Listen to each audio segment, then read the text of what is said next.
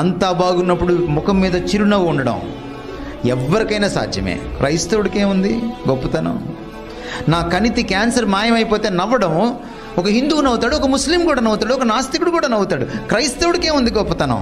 కానీ లోపల ఏమీ మాయమవ్వకుండానే జబ్బు అలాగే పెట్టుకుని సఫర్ అవుతూ కూడా బయటికి నవ్వగలిగానంటే అది ఒక క్రైస్తవుడికి అర్థం ఉంటుంది. I have got 25 years. ఈరోజు నేను సిల్వర్ జూబ్లీ చేసుకున్నాను. నాకు kidney problem, silver Jubilee year ఇది. నాకు పెళ్లి కాలేదు కాబట్టి 25th anniversary నాకు లేదు. ఇదే నా 25th anniversary. It started in 1992, my problem with kidney.